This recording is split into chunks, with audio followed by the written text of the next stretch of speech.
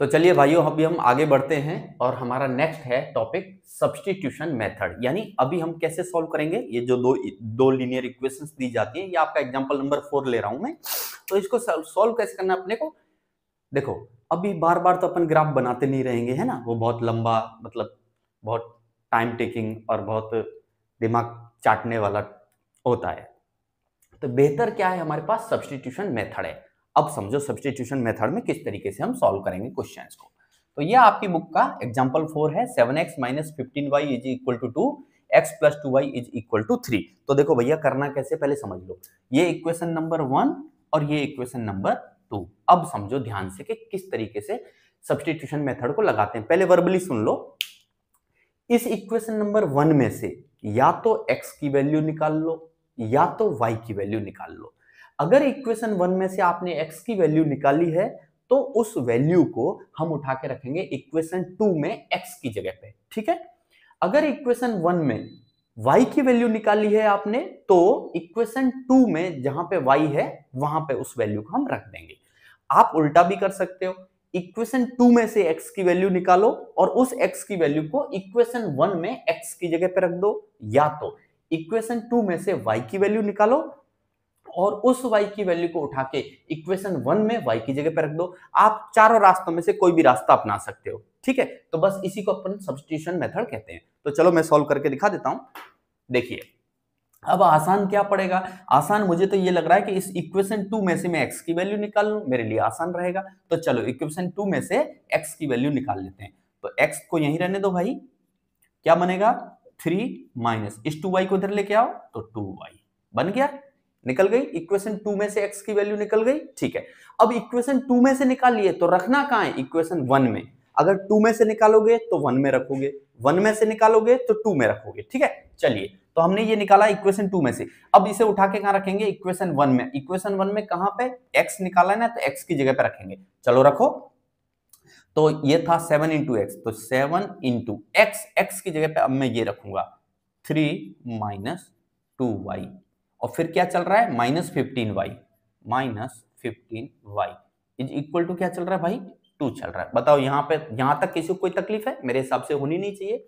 चलो सॉल्व करो। 7 इंटू 3 क्या होता है भाई 21 minus 7 into 2 14y minus 15y is equal to क्या चल रहा है भाई 2 चल रहा है, ठीक है। तो चलो अब हम क्या करते हैं, नंबर को एक तरफ और y को एक तरफ, है ना। चलो तो हम ये देखो 21 को मैं जरा इधर ले जाऊं और ये दोनों को इधर ही रहने दो, चलो कोई बात नहीं, 21 को उधर ले जाता हूं। और ये दोनों y हैं और दोनों के दोनों माइनस हैं, दोनों भाई भाई हैं, दोनों क्या है भाई भाई।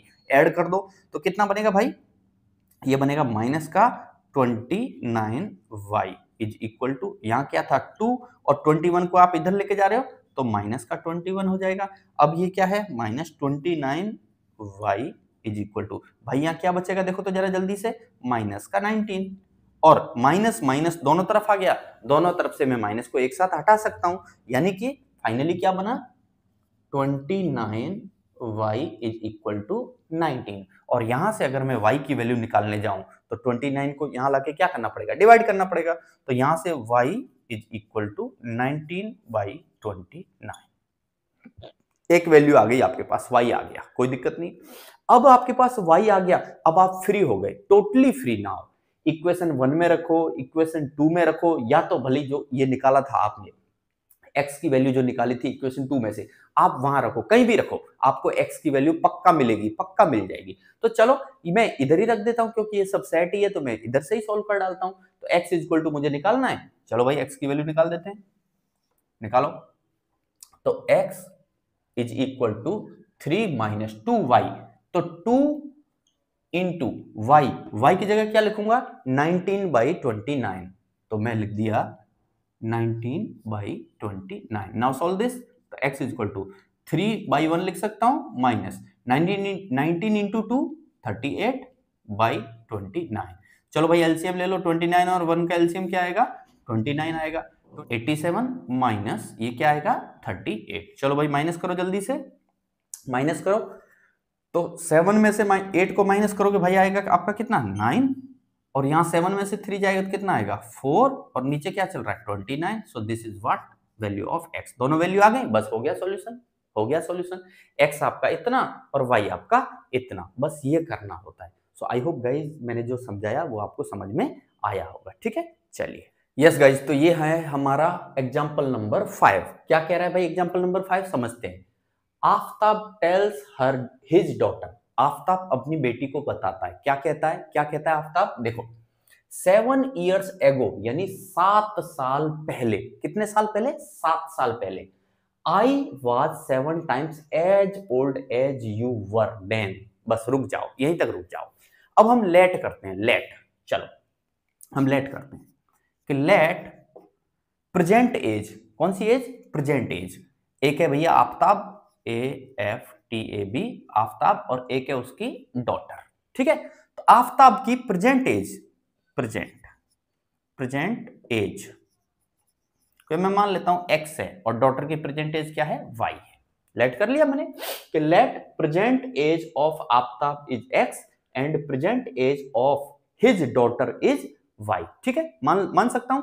अब रुक जाओ, 7 years ago, एगो यानी पहले, पहले यानी हम बात कर रहे हैं पास्ट टाइम की, कौन से टाइम की, पास्ट टाइम की। अब आप सोचो, अब ये तो प्रेजेंट एज है, अब 7 years ago, भाई अभी आफ्ताब अगर x का है, x एज है उसकी, तो 7 साल पहले कितनी एज होगी उसकी, भाई x - 7। ठीक है, अब डॉटर की 7 साल पहले उम्र कितनी होगी, तो y - 7। यहां तक कोई तकलीफ है नहीं ना, चलिए ठीक है। अब क्या कह रहा है, वापस देखो, 7 years ago I was 7 times as old as you were, यानी 7 साल पहले मेरी उम्र तुम्हारी उम्र से 7 गुना थी। कितने गुना थी, 7 टाइम्स, 7 टाइम्स। अच्छा अब एक बात बताओ, मेरे पास 10 रुपए हैं, मेरे पास कितने रुपए हैं, 10 रुपए, और आपके पास 20 रुपए हैं। ठीक है, चलिए यहां देख लीजिए छोटा सा कि मेरे पास मान लो ये अरुण है और ये राम है। अरुण के पास 10 रुपए हैं और राम के पास 20 रुपए हैं। कैसे बोलोगे आप इसे, कैसे बोलोगे कि राम के पास अरुण से दुगने रुपए हैं, यानी Ram is having twice money.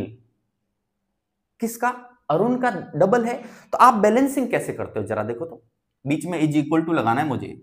Double किसके पास है, राम के पास, तो क्या ये सही है, नहीं। तो 2 से मल्टीप्लाई करना किसको पड़ेगा, अरुण को मल्टीप्लाई करना पड़ेगा, यानी अरुण के मनी को मल्टीप्लाई करना पड़ेगा, क्योंकि राम तो ऑलरेडी ट्वाइस है, डबल है ना। तो मल्टीप्लीकेशन किसके साथ करते हैं, जो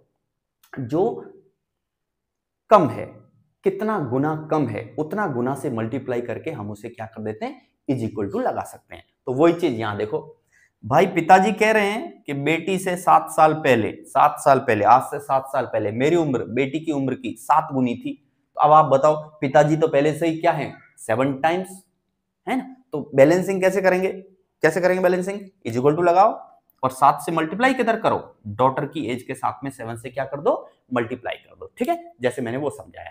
चलिए, तो ये तो एक इक्वेशन यहां से बन जाएगी, इससे अपन बना लेंगे ना, इसमें क्या है, कर लेंगे सेट से। चलो कर लो भले, अगर करना है तो x - 7 इज इक्वल टू 7 से गुणा करो भाई, 7y - 7 7 जा 49। अब इसे सेट कर लो, 7y को भी इधर ले आओ, तो ये बनेगा x - 7y, और 49 को इधर लाओगे भाई तो ये इधर आके होगा प्लस का, क्या होगा, प्लस का। तो यहाँ ऑलरेडी -7 है और ये इधर आके प्लस का होगा, तो बचेगा क्या, प्लस का। 49 में से 7 को माइनस कर दो भाई, तो क्या बचेगा, 42। क्या बचेगा भाई, ओके रुक जाओ,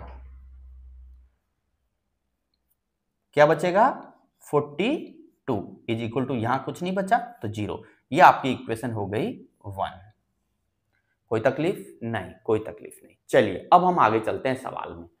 ऑल्सो 3 years फ्रॉम नाउ, यानी अभी की उम्र के 3 साल बाद, 3 साल बाद क्या होगा, I shall be 3 times as old as you will be, यानी पिताजी कह रहा है, आफ्ताब कह रहा है बेटी से कि आज से 3 साल बाद मेरी उम्र तुम्हारी उम्र की तिगुनी रहेगी। कितनी रहेगी, 3 टाइम्स।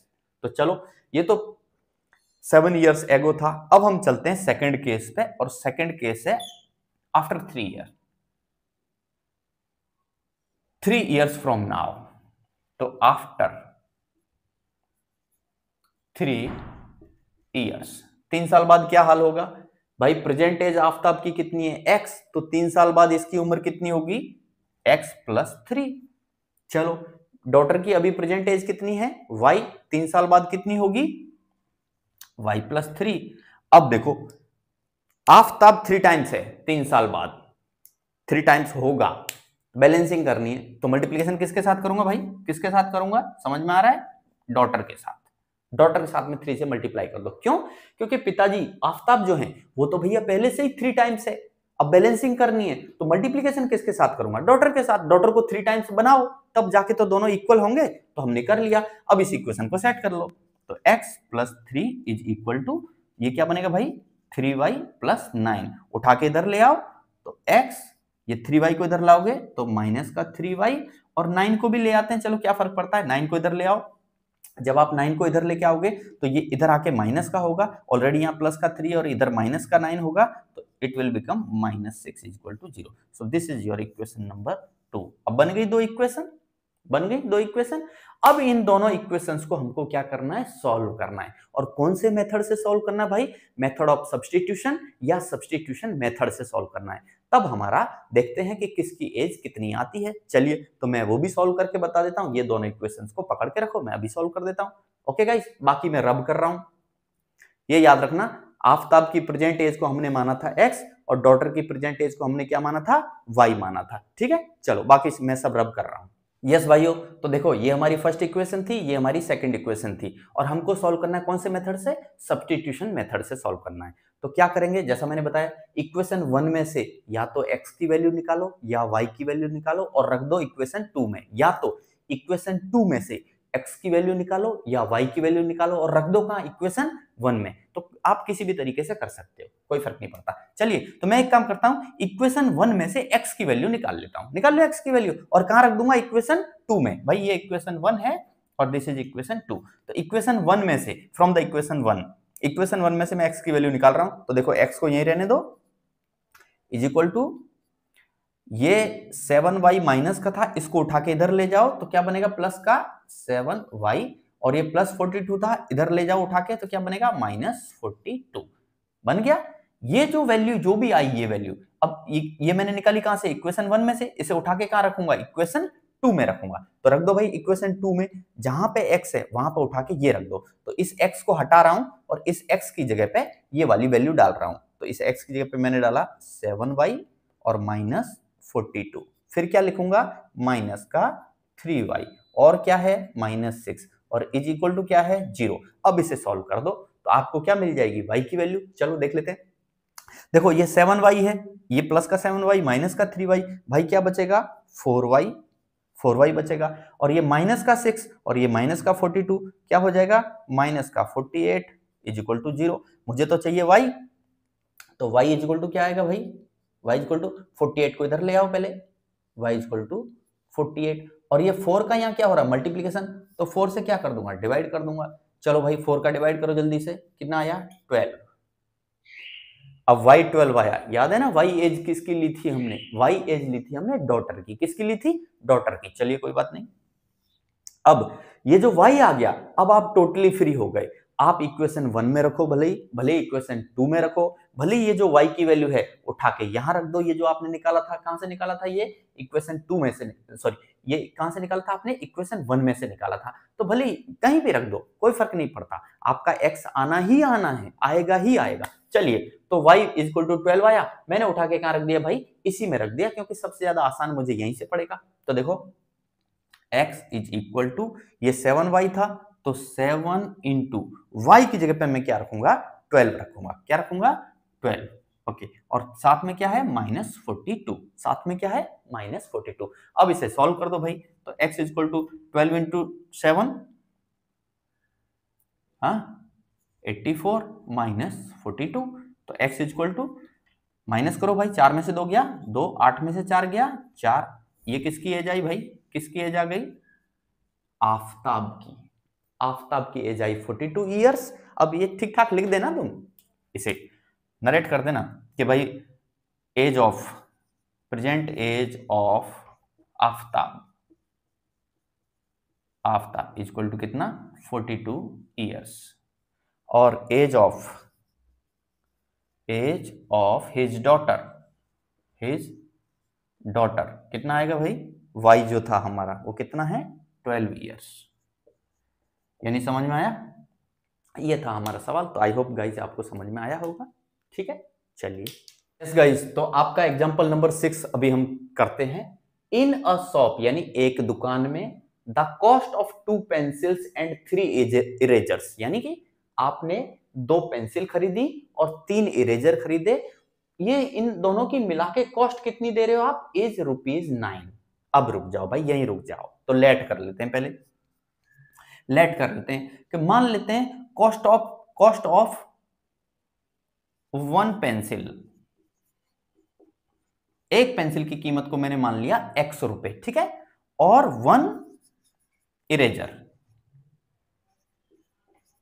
1 इरेजर की कीमत को मैंने मान लिया y रुपए। मान सकता हूं, लेट कर दिया कि let cost of 1 pencil is x rupee and cost of 1 eraser is y रुपए। ठीक है, चलिए अब सुनो, रुक जाओ। आपने क्या खरीदा है, 2 पेंसिल, तो सोचो 2 पेंसिल की कीमत कितनी होगी, जब एक पेंसिल की कीमत x है तो 2 पेंसिल की कीमत कितनी होगी भाई, 2x। 3 इरेजर भी लिए, एक इरेजर की कीमत y रुपए, तो 3 इरेजर की कीमत कितनी होगी 3y। और ये सबका टोटल रुपया जो हो रहा है वो कितना हो रहा है 9, तो ये रुपए और ये रुपए मिला के टोटल कितना रुपया हो रहा है 9। Equation number 1 is ready. अब इसी तरीके से आपको इक्वेशन नंबर 2 बनानी है। देखो, and the cost of 4 pencil, आपने पेंसिल कितनी खरीदी है 4, तो एक की कीमत x रुपए, तो 4 की कीमत कितनी हो गई 4x प्लस, और क्या खरीदा आपने 6 इरेजर्स लिए, 6 इरेजर, एक इरेजर कितने का है y रुपए का, 6 कितने हो गए भाई 6y के, और ये सबका पैसा मिला के टोटल कितना हो रहा है 18 रुपए। ये आपकी इक्वेशन नंबर 2। और find the cost of each pencil and each eraser. अब देखो भाई कैसे सॉल्व करना है, आपको सॉल्व करना है कौन से मेथड से, सब्स्टिट्यूशन मेथड से। तो कर देता हूं फटाक से।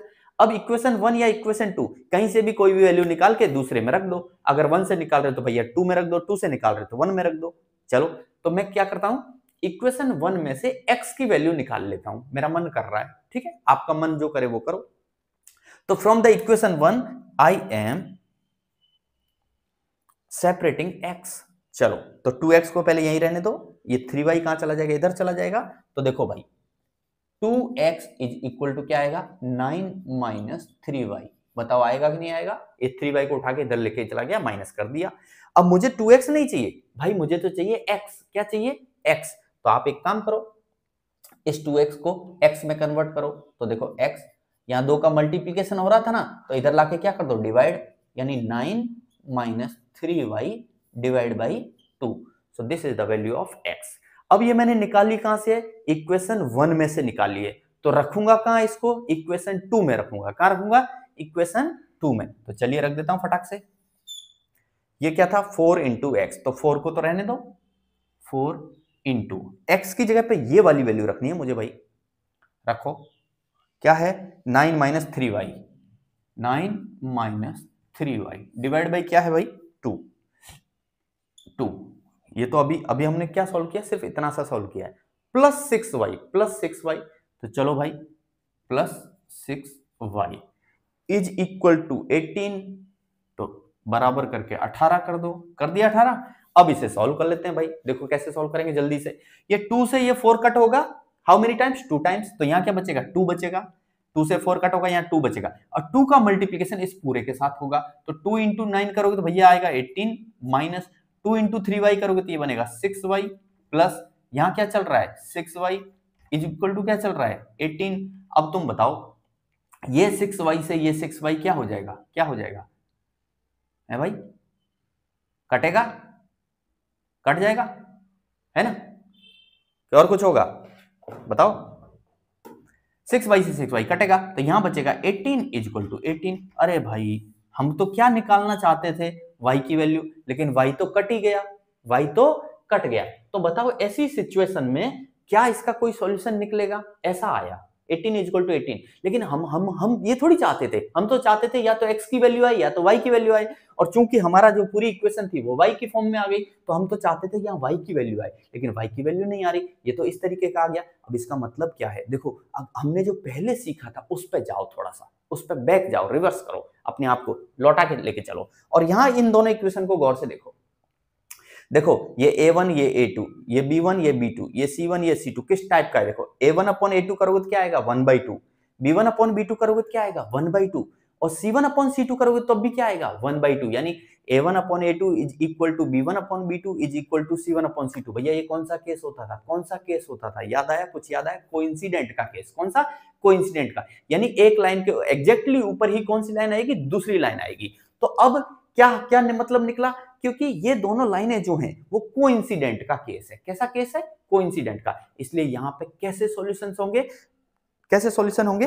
इनफाइनाइटली मेनी सॉल्यूशंस होंगे, इनफाइनाइटली मेनी सॉल्यूशन। तो हम यहां लिखेंगे कि this is the case of A1 by A2 is equal to B1 by B2 is equal to C1 by C2, and this is the case of coincident line.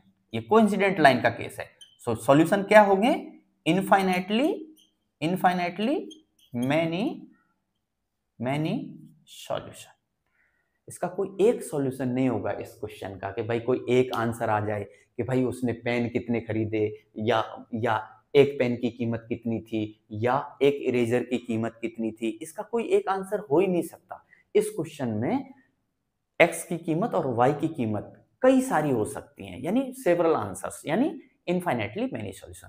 तो guys I hope तुमको समझ में आया होगा। सवाल अच्छा है, बढ़िया सवाल है। यस गाइज, तो ये आपका एग्जाम्पल नंबर 7 है। ये आपको दो इक्वेशंस दी गई हैं जो कि रेल्स की हैं। रेल समझते हो ना? रेलवे ट्रैक की दो लाइनें, रेल लाइनें। तो ये रेल्स की दो इक्वेशन दी गई हैं और फिर आपसे पूछा गया है कि will the rails cross each other, यानी क्या ये दोनों रेलें आपस में कभी काटेंगी? तो भाई देखो, बिना सॉल्व किए समझ में आ रहा है कि अगर ये दो रेल हैं तो ये आपस में नहीं काटेंगी। और देख के भी पता चल रहा है मुझे। तो कैसे पता चल रहा है? देखो भाई, यहां A1 by A2, B1 by B2 और C1 by C2 करके देख लो। यहां कुछ नहीं तो 1, तो ये क्या बनेगा 1/2। ये 2/4 को कट करोगे तो ये भी बनेगा 1/2, और लेकिन ये बनेगा 1/3, क्योंकि 4/12 करोगे तो क्या बनेगा 1/3 बनेगा। तो A1 upon A2 is equal to B1 upon B2 है, लेकिन is not equal to C1 upon C2 है। तो अब ये कौन सा केस होता था? आपको याद होगा भाई, ये केस होता था पैरेलल लाइंस का। किसका? पैरेलल लाइंस का। इसका मतलब ये जो दोनों रेल्स दी गई हैं ये कभी आपस में काटेंगी नहीं। बिना सॉल्व किए देख के पता चल जा रहा है ना? कौन से मेथड से पता चल जा रहा है भाई? कौन से मेथड से? ये वाला A1 upon A2 is equal to B1 upon B2 is not equal to C1 upon C2। यहां से दिखाई दे रहा है, साफ दिखाई दे रहा है। चलिए कोई बात नहीं, लेकिन अपने को इस तरीके से नहीं करना। पकड़ तो लिया हमने, लेकिन करना नहीं है। चलो छोड़ो, अपन तो क्या करेंगे जो हमने सीखा। क्या सीखा? हम ये एक्सरसाइज या ये एग्जाम्पल किस आधार पे कर रहे हैं? हम ये एग्जाम्पल कर रहे हैं सब्स्टिट्यूशन मेथड के बेस पे। तो हम उस बेस पे बोलेंगे कि पैरेलल है कि क्या है, कि क्रॉस करेगा कि नहीं करेगा, है ना, उस बेस पे। तो चलिए मैं सॉल्व कर देता हूं फटाक से। तो इस इक्वेशन 1 में से मैं x की वैल्यू निकाल रहा हूं। देखो इक्वेशन 1 में से x की वैल्यू, x को यहीं रहने दो, बाकी सबको उठा के उधर ले जाओ। तो ये भैया पहले तो -4 इधर जाएगा तो हो जाएगा +4, और 2y को इधर ले जाऊंगा तो ये हो जाएगा -2y। अब इक्वेशन 1 में से निकाला है तो इसे उठा के कहां रखूंगा? इक्वेशन 2 में रखूंगा, ठीक है। और इक्वेशन 2 में कहां पे x निकाला ना, तो x की जगह पे रखेंगे। तो देखो 2 तो यहीं रहेगा, x जो था उसकी जगह पे मैं क्या लिख सकता हूं? 4 - 2y प्लस का 4y और साथ में -12 इज इक्वल टू 0। चलो जल्दी से सॉल्व कर लो। तो 2 × 4 क्या बनेगा भाई? 8, -2 × 2 क्या बनेगा भाई? 4y, प्लस का यहाँ क्या है 4y, और ये क्या भाई -12 इज इक्वल टू क्या आया? 0 आया। चलो अब देखो जल्दी से, अब क्या हो रहा है? ये प्लस का 4y है, ये माइनस का 4y है, ये तो पूरा का पूरा खत्म हो गया। और यहाँ क्या बचा? 8, और यहाँ क्या बचा? -12। अब 8 - 12 करोगे तो भाई कितना आता है? -4, -4 इज इक्वल टू 0। अब तुम मुझे बताओ कि -4 इज इक्वल टू 0 होता है क्या मैथमेटिक्स में? राइट स्टेटमेंट है, ट्रू स्टेटमेंट है कि फॉल्स स्टेटमेंट है? False. This statement is false statement. ये फॉल्स स्टेटमेंट है। अगर ये फॉल्स स्टेटमेंट है, इसका मतलब क्या हुआ? इसका मतलब ये हुआ कि will the rails cross each other, answer क्या आएगा? नो, नो, क्योंकि ये स्टेटमेंट कैसा आ रहा है? फॉल्स आ रहा है। कैसा आ रहा है? फॉल्स आ रहा है। इसलिए हम आंसर लिखेंगे कि the rails will never cross each other, क्योंकि एक्चुअल में ये केस कैसा है? ये पैरेलल लाइंस का केस है। ठीक है, हमने देख के बता दिया था कि ये पैरेलल लाइन का केस है और हम देख के पकड़ सकते हैं। दिखाई दे रहा, साफ दिखाई दे रहा है कि पैरेलल लाइंस है। और लिख भी दो, फॉल्स स्टेटमेंट है।